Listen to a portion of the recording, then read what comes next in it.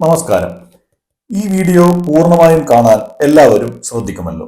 ഈ ഒരു വിഷയത്തിലുള്ള ആദ്യ വീഡിയോ മാത്രമാണിത്. പല വിവരങ്ങളുമായി ഇതിന്റെ തുടർഭാഗങ്ങൾ ഉണ്ടായിരിക്കുന്നതാണ്. നെയ്യാറ്റിൻകരയിലെ സമാധി വിവാദം, അതാണ് പ്രധാന തലക്കെട്ടായി വാർത്തകളിലൊക്കെ നിറയുന്നത്. വിവാദം എന്നും മറ്റുമാണ് മാധ്യമങ്ങൾ ഇതിനെക്കുറിച്ച് പറയുന്നത്. മകൻ അപ്പനെ തട്ടി സ്ലാബിട്ട് മൂടിയെന്നും മരിക്കാൻ പോകുന്ന ആൾ എന്തിനാണ് ഈ ഷുഗറിനും പ്രഷറിനും ഒക്കെ ഗുളിക കഴിക്കുന്നത് എന്നൊക്കെ ചോദിച്ച് പരക്കെ ട്രോളുകളൊക്കെ നിറയുന്നുണ്ട്. എന്നാൽ അതിനെല്ലാം അപ്പുറം അപകടകരമായ ഒരു ആചാരം എന്ന നിലയിൽ ഈ സംഭവത്തെ ആരും നോക്കിക്കാണുന്നില്ല, റിപ്പോർട്ട് ചെയ്യപ്പെടുന്നില്ല എന്നത് വളരെയധികം സങ്കടകരമാണ്. നെയ്യാറ്റിൻകരയ്ക്ക് അത്ര ദൂരെയല്ലാത്ത തമിഴ്നാട്ടിൽ നിന്നും ഈ ഒരു ദുരാചാരം പതിയെ കേരളത്തിലേക്കും കടക്കുന്നു എന്ന് വേണം മനസ്സിലാക്കാൻ. കർശനമായ ഭരണകൂട ഇടപെടൽ വഴി നിർത്തലാക്കേണ്ട ഒരു അപകടകരമായ സംഗതി തന്നെയാണ് ഇത്. ആദ്യം നമുക്ക് എന്താണ് ജീവസമാധി എന്ന് നോക്കാം. ജീവസമാധി അഥവാ ജീവിക്കുന്ന ശവകുടീരം എന്ന ഒരു സ്പിരിച്വൽ കൺസെപ്റ്റ് ആണ് ഇത്. വ്യക്തികൾ, അതായത് ആത്മീയമായ കഴിവുകളുണ്ട് എന്ന് അവകാശപ്പെടുന്നവർ, തമിഴ്നാട്ടിലൊക്കെ സിദ്ധന്മാർ അല്ലെങ്കിൽ സിദ്ധർകൾ എന്ന് അറിയപ്പെടുന്നവർ, സ്വമേധയാ ആഴത്തിലുള്ള ധ്യാനാവസ്ഥയിലേക്ക് പ്രവേശിക്കുകയും ജീവനോടെ കുഴിച്ചു മൂടപ്പെടുകയും ചെയ്യുന്ന ഒരു രീതിയാണ്.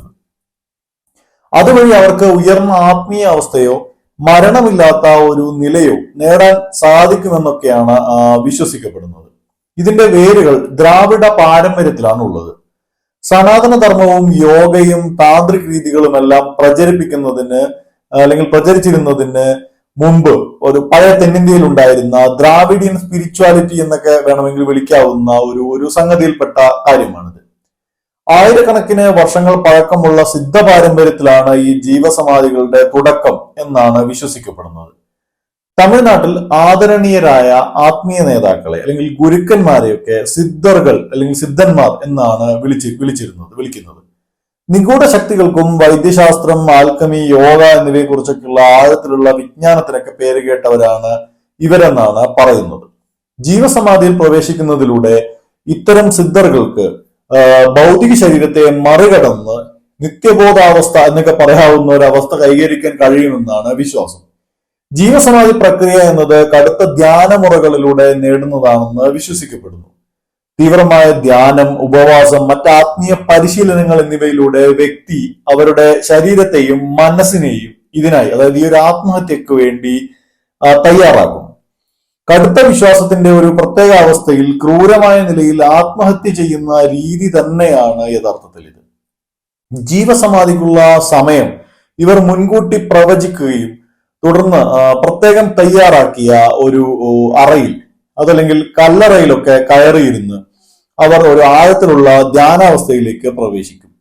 ഈ ഘട്ടത്തിൽ വ്യക്തി ജീവസമാധിയായി എന്ന് പ്രഖ്യാപിച്ചുകൊണ്ട് ശിഷ്യന്മാർ അല്ലെങ്കിൽ അനുചരന്മാർ അല്ലെങ്കിൽ അവരുടെ കുടുംബാംഗങ്ങൾ ഇവരെ അടക്കം ചെയ്യുകയും ചെയ്യുന്നു.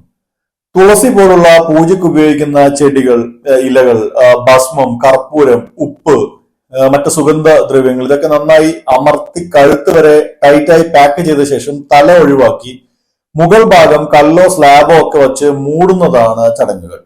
ചിലപ്പോഴൊക്കെ ഇവരുടെ നെഞ്ചിൽ നിന്നോ കഴുത്തിൽ നിന്നോ ഒരു ചെമ്പ് കമ്പിയൊക്കെ പുറത്തോട്ടിടും. എന്തോ തേജസ്സിനാണ്, എന്തോ പവർ പ്രവാഹമാണ് എന്നൊക്കെയാണ് പറയുന്നത്. ജീവസമാധികൾ പൊതുവെ ശിവക്ഷേത്രങ്ങളുമായോ അതല്ലെങ്കിൽ ഈ ശൈവ വിശ്വാസത്തിലുള്ള സുബ്രഹ്മണ്യ ക്ഷേത്രങ്ങൾ പോലുള്ളവയായോ ഒക്കെ ബന്ധപ്പെട്ടാണ് തമിഴ്നാട്ടിലൊക്കെ കാണുന്നത്. ജീവസമാധിക്ക് മുകളിൽ മണ്ഡപം കെട്ടി ഉയർത്തി ഒരു ശിവലിംഗം സ്ഥാപിച്ച് ആരാധിക്കുകയാണ് പൊതുവെ അവിടങ്ങളിലൊക്കെ ചെയ്യുന്നത്. നെയ്യാറ്റിൻകരയിലും ഇതുപോലെ ഒരു ശിവക്ഷേത്രത്തിന് സമീപമായാണ് സമാധി ഉള്ളത്. ഈ ജീവസമാധിയുമായി ബന്ധപ്പെട്ട് അവർ ചടങ്ങുകളൊക്കെ നടത്തി എന്ന് പറയുന്ന, അവരുടെ മകൻ നടത്തി എന്ന് പറയുന്ന ചടങ്ങുകളെല്ലാം തമിഴ്നാട്ടിൽ കണ്ടുവരുന്ന രീതികൾക്ക് സമാനമാണ് താനും. ജീവസമാധികളുള്ള ക്ഷേത്രങ്ങളിലേക്ക് ലക്ഷക്കണക്കിന് ഭക്തരാണ് അവിടെയൊക്കെ ഒഴുകുന്നത്. അവിടെ നിന്നുള്ള തീർത്ഥത്തിനും ഭസ്മത്തിനും മാറാരോഗങ്ങൾ വരെ മാറ്റാൻ കഴിയുമെന്നാണ് ഭക്തർ വിശ്വസിക്കുന്നത്. അങ്ങനെ വളരെ വലിയൊരു ഒരു കച്ചവട ലക്ഷ്യവും ഇതിലുണ്ട്. നെയ്യാറ്റിൻകരയിൽ സമാധി ചെയ്യപ്പെട്ട ഗോപൻ, മക്കൾ, അവരുടെ എന്നിവരെ ആരെങ്കിലും ഈ ചടങ്ങുകൾ ചെയ്യാനായി നിർബന്ധിക്കുകയോ അല്ലെങ്കിൽ അവരെ അതിന് പ്രേരിപ്പിക്കുകയോ പരിശീലിപ്പിക്കുകയോ ചെയ്ത കാര്യങ്ങളൊക്കെ തന്നെ വിശദമായി അന്വേഷിക്കേണ്ടതായുണ്ട്. ജീവസമാധി ആളുകളെ പരിശീലിപ്പിക്കുന്ന സ്ഥാപനം പോലും തമിഴ്നാട്ടിലുണ്ട്. ഇത് സംബന്ധിച്ച് നമ്മൾ അടുത്ത വീഡിയോയിൽ അത് വിശദമായി പറയുന്നതായിരിക്കും. ജീവസമാധി തീർച്ചയായും ധാർമ്മികവും നിയമപരവുമായ ഒരുപാട് ആശങ്കകളെ ഉയർത്തുന്നുണ്ട്. ഈ ആചാരം മനുഷ്യത്വരഹിതമാണ്. അമരത്വം, നിത്യശാന്തി, ഭൗതിക ജീവിതത്തിനപ്പുറം നീളുന്ന ശക്തി എന്നിവ നേടാമെന്ന് ഒക്കെ മോഹിച്ച് ഈ സംഗതി പ്രാക്ടീസ് ചെയ്യുന്നവരുണ്ട്. ചെറിയ ക്ഷേത്രങ്ങളിലും മറ്റുമുള്ള ആത്മീയ ഗുരുക്കന്മാരെ ശിഷ്യർ തന്നെ ജീവസമാധിയാക്കി വലിയ ക്ഷേത്രവും ട്രസ്റ്റുമൊക്കെയായി വികസിപ്പിക്കുന്ന രീതികളുമുണ്ട്.